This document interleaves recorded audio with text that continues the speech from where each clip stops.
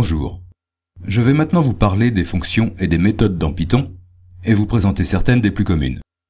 Vous avez déjà vu quelques fonctions comme rowInput ou comme int, float et str qui permettent de changer le type des données. Une fonction est une opération que l'on applique en général à une donnée, ce n'est pas le cas de rowInput qui est un peu spécial, qui peut éventuellement prendre d'autres paramètres qui permettent de légèrement modifier l'opération que l'on applique, et qui au bout du compte retourne une donnée. Retourner une donnée, cela veut dire que si je dis variable égale fonction de truc, je retrouve dans variable quelque chose que je peux afficher, qui est le résultat de la fonction, ou encore le résultat retourné par la fonction. Vous verrez plus tard que vous pouvez écrire vos propres fonctions, et vous comprendrez mieux, j'espère à ce moment-là, pourquoi on emploie ces expressions. Quand je dis une donnée, c'est parfois une liste. Assez souvent, ce qui est retourné n'est pas du même type que ce que l'on a passé à la fonction. C'est évident avec les fonctions de conversion, mais il y a beaucoup d'autres exemples. Une chose à laquelle il faut faire attention avec les fonctions, c'est que ce qu'elles retournent n'a pas toujours la même signification suivant ce à quoi l'opération s'applique. Un très bon exemple est la fonction qui s'appelle len, L-E-N, qui est l'abréviation du mot anglais length, qui signifie longueur. Si vous appliquez len à du texte, par exemple en imprimant len de Monty Python, vous obtenez le nombre de caractères, l'espace compte. Si vous appliquez len à une liste, vous obtenez le nombre d'éléments dans la liste. Il y a d'autres fonctions qui peuvent s'appliquer à une liste, str par exemple. Si l'on a une liste mousquetaire égale Athos, Porthos, Aramis, si je mets dans une variable 1 pour tous str de mousquetaire, et si j'imprime 1 pour tous, j'obtiens... Cela ne semble pas très concluant? Eh bien en fait, si, on a bien là du texte normal, et on peut le vérifier en affichant la longueur de la liste et de cette nouvelle variable. Au passage, j'emploie pour la première fois l'affichage de plusieurs valeurs sur la même ligne, en les séparant par une virgule. On voit que dans le premier cas, la longueur est le nombre d'éléments, et dans le deuxième, c'est la longueur du texte. En fait, quand on écrit print suivi d'une liste, Python affiche le résultat de la fonction str appliquée à la liste. Je reconnais que cela peut être un peu perturbant. Une fonction peut aussi retourner une liste. Un bon exemple est la fonction range, qui veut dire étendue ou intervalle. Par exemple, print range de 5, affiche la liste 0, 1, 2, 3, 4. Range retourne les valeurs de 0 au nombre passé en paramètre moins 1. Il existe des variantes de range, on peut donner par exemple une valeur de départ et une valeur de fin séparées par des virgules. Vous vous demandez peut-être à quoi peut bien servir une fonction comme range. Je vais vous en donner juste un exemple assez idiot mais qui devrait vous en donner une bonne idée.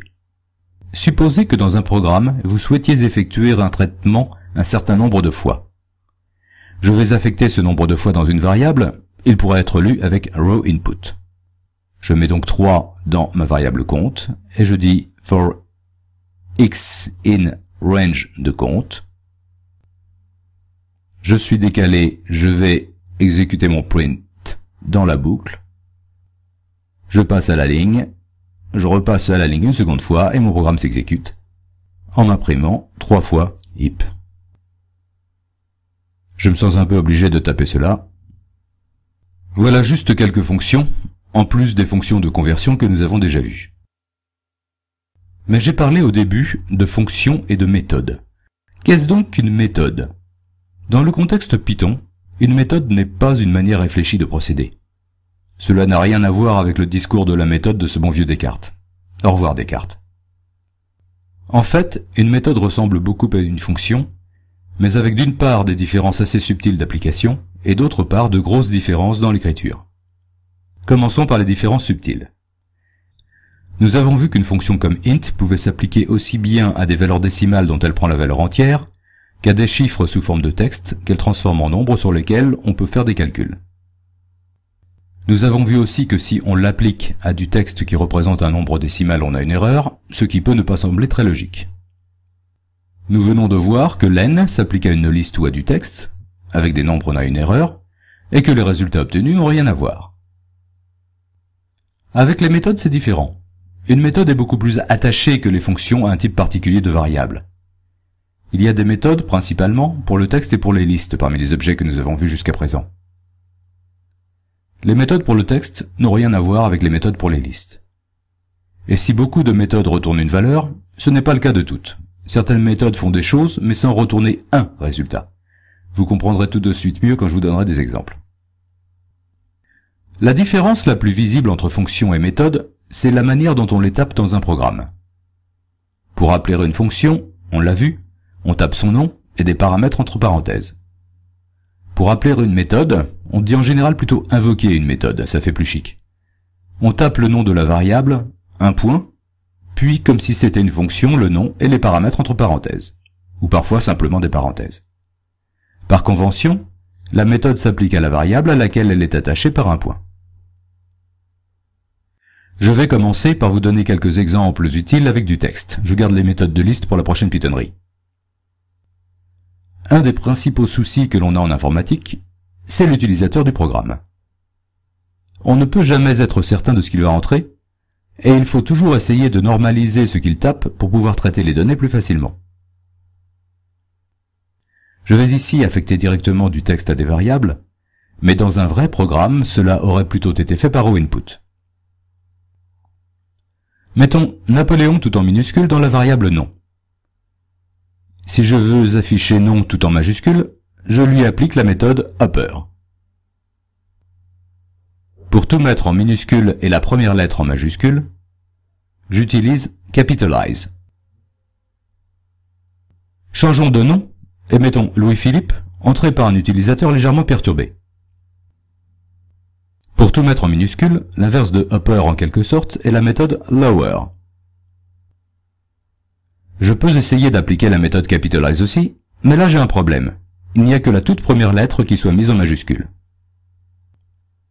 Si je veux bien afficher des prénoms composés, il y a mieux.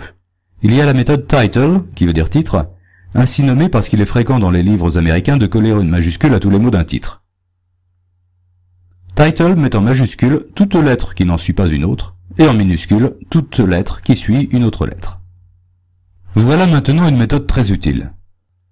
Assez souvent, les utilisateurs ajoutent des espaces, soit parce qu'ils hésitent, soit parce que leurs doigts s'accrochent sur le clavier.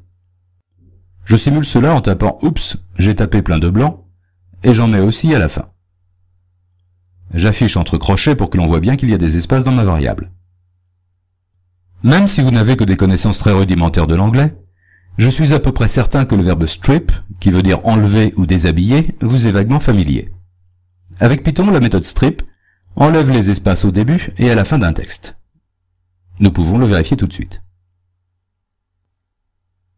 C'est quelque chose de très utile pour nettoyer ce qui est entré par les utilisateurs. Enfin, et je m'arrêterai là pour les méthodes qui s'appliquent à du texte, il y a une autre méthode très utile qui transforme du texte en liste. Le mot à retenir est split, un verbe irrégulier, qui veut dire fendre. Je mets dans la variable comptage 1, 2, 3, 4 en séparant mes nombres épelés par des virgules. Contrairement aux méthodes que nous avons vues jusqu'à présent, split prend un argument, qui est le texte qui sert à séparer les différents éléments de la liste que je veux produire. Cela pourrait être n'importe quoi. Ici, je dis que c'est une virgule et j'affiche le résultat de la méthode appliquée à ma variable. Je peux vérifier que j'ai bien une liste en appliquant le test habituel de la fonction len. J'ai bien fabriqué une liste de 4 éléments. Une chose très importante, c'est la combinaison. Je viens juste d'appliquer une fonction au résultat d'une méthode. On peut aussi appliquer une fonction au résultat d'une fonction, je vous l'ai déjà montré en appliquant la fonction int au résultat de la fonction float. Avec les méthodes, on applique une méthode au résultat d'une méthode simplement en les mettant à la queue leu-leu. Par exemple, si je mets comptage dans la variable x, il y aura cela dans x. Si je mets comptage.title, il y aura cela. Mais si je mets comptage.title.split, c'est une liste que je mets dans x, et si je l'affiche, je vois bien que les différents éléments ont une majuscule. C'est comme si j'avais appliqué capitalize à chaque élément de la liste. Dans la prochaine pitonnerie, les méthodes qui s'appliquent à des listes et des éléments de logique qui nous permettront de construire de vrais programmes.